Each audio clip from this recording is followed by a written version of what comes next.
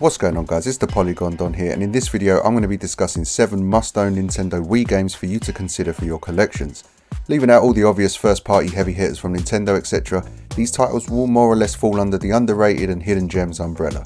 And they're must-haves in my opinion, with the majority of them still being relatively easy to obtain without breaking the bank. Apart from the last one, but there's more on that shortly. So without further ado, let's have a look at 7 must-own Nintendo Wii games.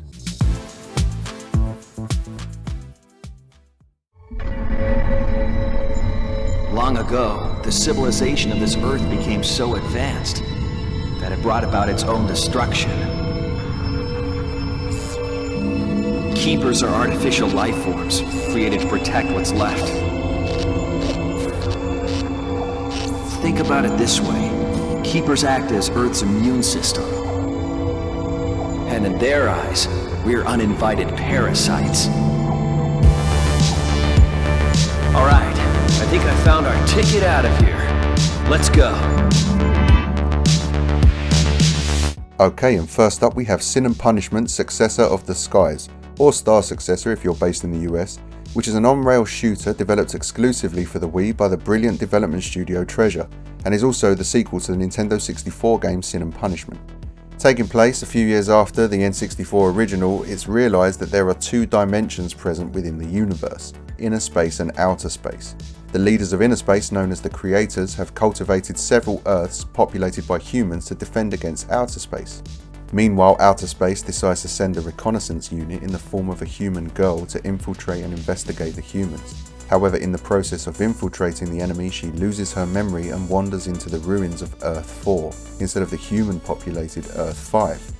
Having detected the anomaly, an agent of Earth 5, Issa Joe, is sent to find and kill her, but decides against it when he concludes that she's harmless. Naming her Kachi, Issa decides to do all that he can to protect her. In response, the Creators send a group known as the Nebulox to inform Issa that Kachi is a monster, capable of destroying entire worlds, and that he must kill her to prevent this. When Issa refuses, they try to kill both Kachi and Issa for his betrayal and treachery. Issa and Kachi are now on the run, desperately seeking an airship to board that will take them off planet. Gameplay could not be more fun and addictive. You control either Issa or Kachi in the third person, and I use the combo of Wii Remote and Nunchuck. There's multiple other ways of controlling the game too. You can use the Wii Zapper, the Classic Controller and the Classic Controller Pro, as well as the original GameCube controller. You're set down a designated path through some very intricately designed levels to eliminate bad guys and protect Kachi. Not taking damage yourself gets your score multiplier up, and getting the highest score possible is really what it's all about, as the true arcadey nature of the game starts to show its colours. Speaking of colour, this game covers the entire spectrum. It's such a bright and gorgeous game, the enemy design is plentiful and they can come at you from all angles and with speed. Thankfully, although on rails, you can run, jump and even fly to evade the swarm constantly snapping at your heels using the analog stick on the nunchuck. There's also a multi-directional dodge roll mechanic that can also be performed mid-flight that briefly renders the protagonist immune, allowing you to roll through some of the bigger attacks unscathed. Aiming is done using the Wii Remote as a light gun, and it works flawlessly. I really love just how good everything felt in the game. In addition to gunfire, you can slash at enemies that come into close quarters, which deals more damage than your gun, and with the same action can also deflect some missiles and projectiles. Timing it right ensures a swift return to whoever launched them. But my favourite attack, and one that got me out of a jam on several occasions, was the charge attack. It takes a few seconds to charge, which does leave you vulnerable, and being hit interrupts the process, which means you start again, but once successfully charged and fired, it deals incredibly high damage to a very large area and is always satisfying to use. Being so powerful does mean it has a rather lengthy cooldown period, so there's no spamming this one, but it does come in handy a lot.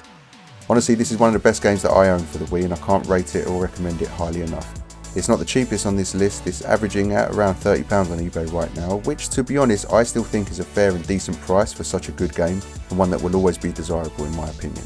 I also feel like this might be a game that just spikes in value in the near future though, so if you were interested, I say get your hunt on or your orders in sooner rather than later.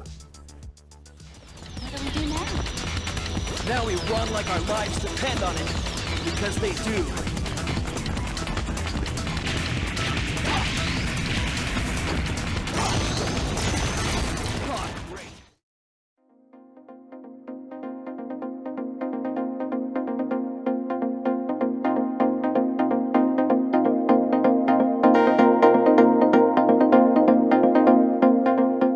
Alright guys, next up we have Speed Racer the video game, and if you haven't guessed already, is a tie-in to the movie of the same name that released in 2008.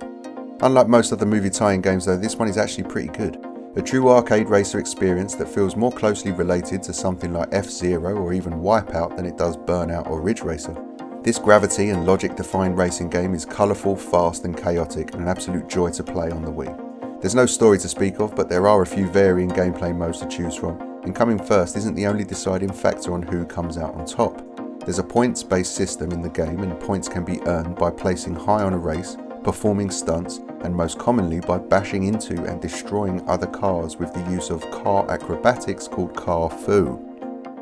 And Car Fu not only awards the player points when used to successfully take down another racer, it also grants the player a boost.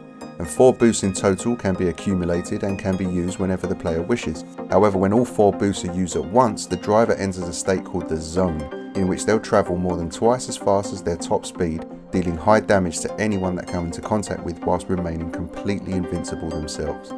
It's an easy game to recommend, to be honest. It's easy to understand and the gameplay is highly addictive. The insane world physics and gravity-defying nature of the original movie is all present, as are the original voice actors. You control this game by holding the Wii remote horizontally and rotating it left and right, mimicking the steering wheel, and for once it felt okay with this game. I usually hate controlling a car in games that way, but it just felt good with this for some reason. However, if you like the look of this game but got immediately turned off by the sound of motion controls, then pick up a copy on the PS2 if you have that console. In fact, that might even be the more definitive version, as there's a few more tracks and characters included with the PlayStation release.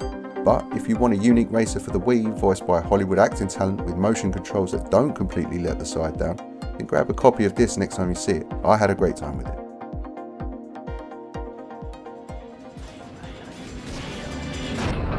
Sneaky little... Watch me! Stupid cannonball on a run! Hey, buddy, sticking up my road.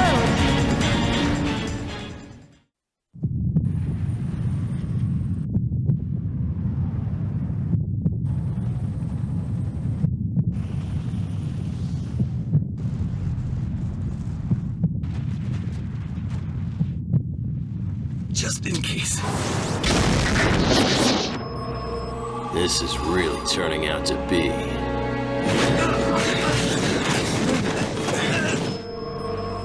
one hell of a day.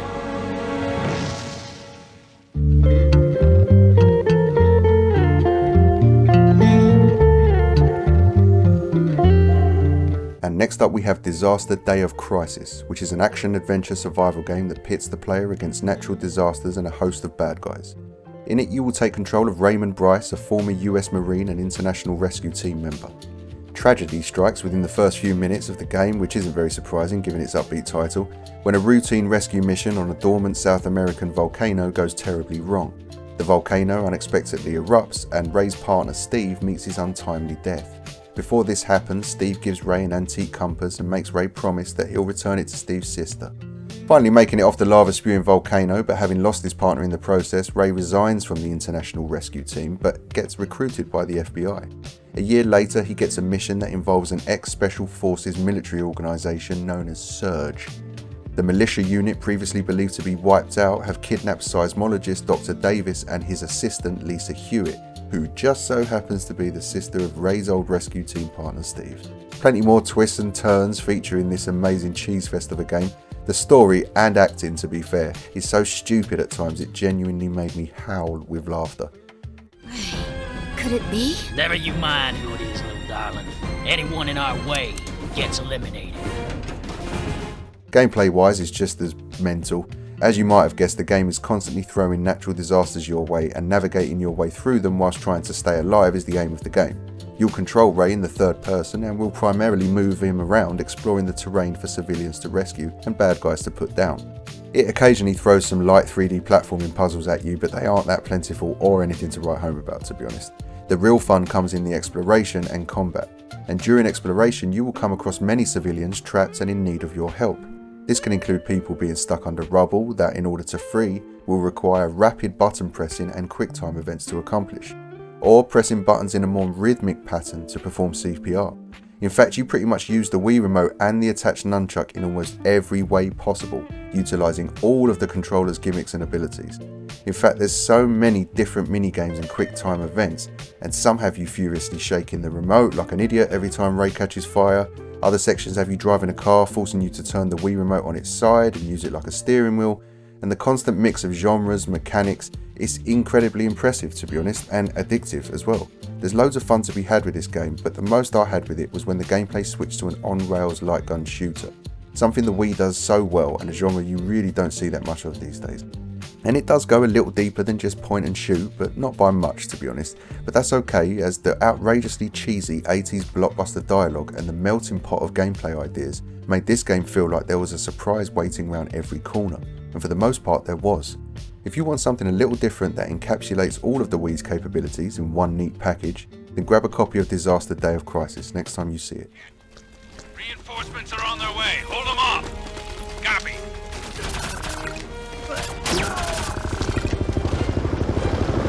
Surge, helicopter! Backup is here. Okay. Payback time.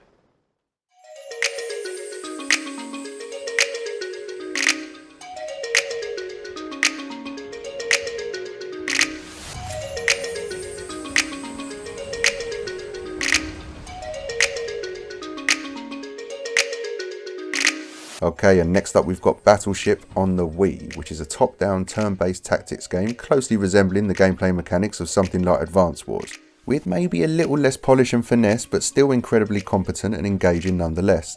A video game based on the movie that was based on the board game, Battleship for the Nintendo Wii is a closer match to the latter and has some genuinely deep strategic and tactical gameplay mechanics that, if you're a nerd for these games like I am, will keep you coming back again and again to overcome each level.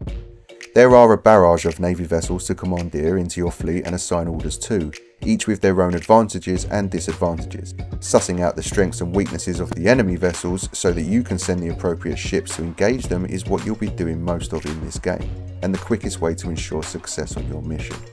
It's mainly a turn-based tactics game, but occasionally you can enter a special battle with the larger enemy ships, and the game then briefly turns into an on-rails light gun shooter, using the Wii remote. It does feel a little tacked on, but I genuinely enjoyed those moments and felt like they broke up the gameplay nicely.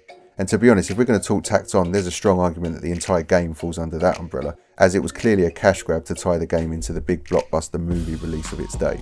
Still, the majority of those kind of movie tie-in games are straight up stinky, and in my opinion this one isn't, and shouldn't be overlooked either. Those of you looking for a more authentic interpretation of the movie are going to be out of luck here, but you can try the PS3 and Xbox 360 versions, as they played nothing like this and ended up being first-person shooters. However, all the strategy heads out there looking for a complex and thoughtful game of naval tactics to add to their Wii collection, then Battleship should be right on the list.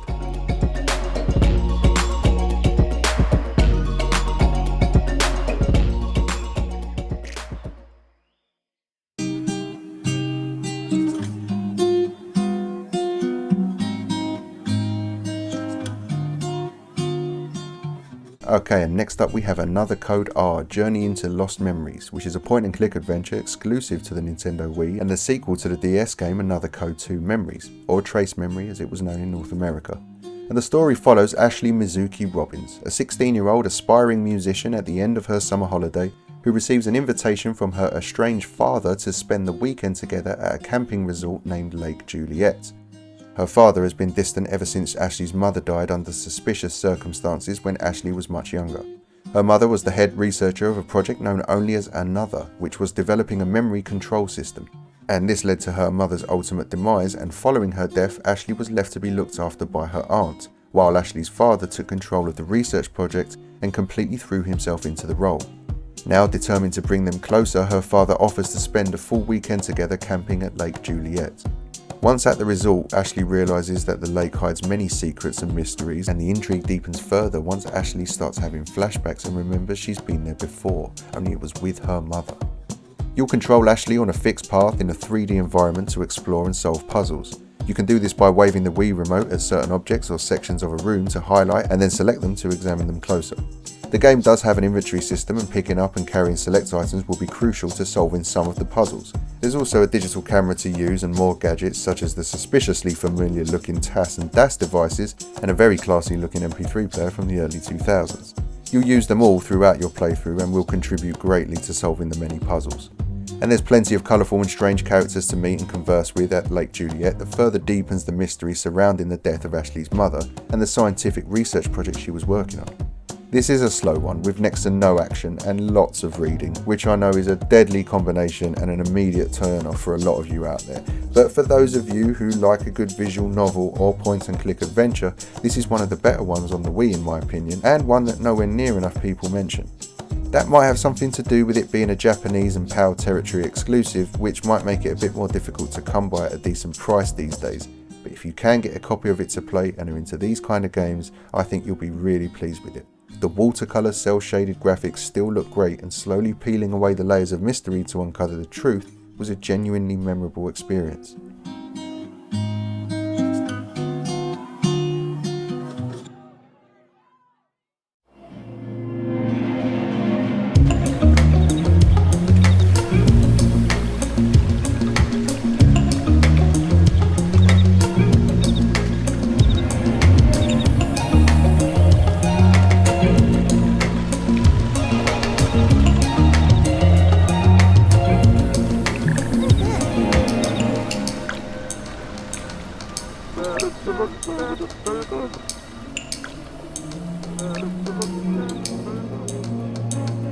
Okay, and next up we have Mushroom Men the Spore Wars, which is another console exclusive, but this time you'll be controlling Pax, a sentient mushroom midway through a tribal war in this 3D action platformer developed by Red Fly Studio.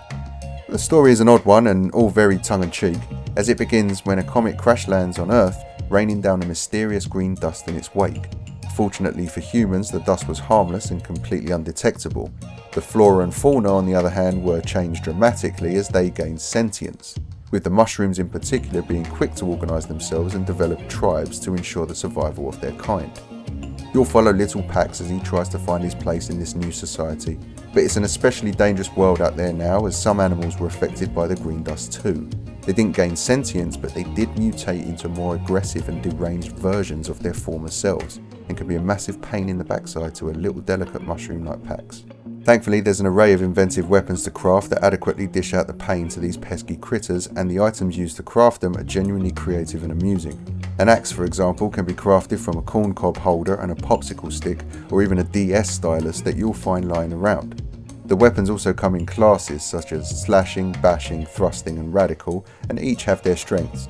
Slashing being an excellent choice for when you're swarmed by enemies, while a thrusting weapon would be wiser to use when confronted by a hard to reach flying enemy. Don't get me wrong, it's nothing special or unique, and occasionally the platforming and camera controls might have you screaming into a pillow, but it is a funny and very pretty 3D platformer that is genuinely inventive with its weapon system and creepy critter design.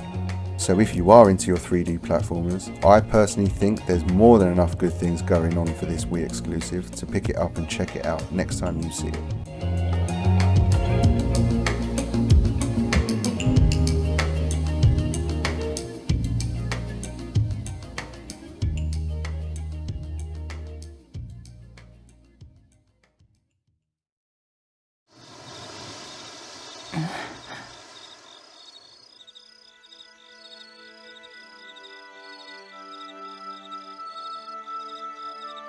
The sky's red. It must be dawn. Yes. Dawn is the time of day when the sun is below the horizon. Sunlight bounces off particles in the upper atmosphere and scatters, causing the phenomenon of a colorful sky. Okay guys, and last up we have Fragile Dreams, which is a third-person action RPG with light horror and survival elements. It also has a great story that captivates throughout, and thanks to its impressive graphics and dark tone, a genuine sense of loneliness. The game is set in a post-apocalyptic version of Earth in the not too distant future, where almost all of humanity were wiped out after an event that may well have originated in Tokyo. You will play as Seto, one of the world's last few inhabitants, who lives in an observatory with his grandfather. And after a tragic opening act, we'll be traversing the ruins of Tokyo, Japan, looking for any other signs of humanity, which to be honest is few and far between in this game. They really amp up the loneliness and disparity, from the sparse and empty buildings long abandoned to the inquisitive questions the young 15-year-old asks his personal frame, which is essentially a sentient robotic backpack. While this sounds like a wholly empty and depressing world to be in, it is beautiful in how it is depicted. The graphics are stunning, for the Wii at least, and the art direction and animation is top tier for the system. The world isn't completely void of activity either. Unfortunately for our boy Seto, it has an abundance of ghosts to either stealth past or defeat. You control Seto in the third person using the attached nunchuck to initiate movement, whilst the Wii remote is reserved for Seto's essential flashlight. You wave this across your screen looking for ghosts or hidden paths and for swinging an array of weapons found throughout the world. The weapons do have durability meters, so it's a good idea to find a few as soon as possible and keep them on hand.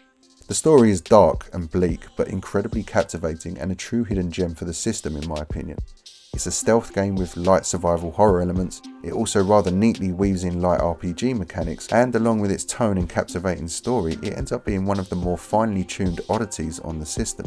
I can't recommend this enough for people collecting for the Wii. It is getting on the pricey side these days, but if you like the sound of chasing ghosts around an abandoned Tokyo, looking for survivors and unravelling the mystery of how this tragic turn of events came to be, then Fragile Dreams is the one for you. It might not be worth what some people are asking for it these days, but for those of you desperate to own a copy to play, if you did end up biting the bullet on this, I don't think you'll be disappointed.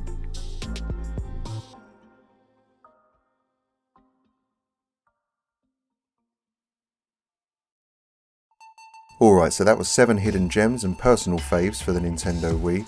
I've got a modest collection, but I do still have a few more games I want to discuss and showcase, so subscribe if that's something that might interest you. And also let me know in the comments what your favourite Nintendo Wii hidden gems are. I will be heading back over to PlayStation for the next few videos. Picked up a few absolute bangers recently that I can't wait to show you all, so expect some PS4, PS3 and PSP content coming soon. But that about wraps things up over here, so take care, be good and game on.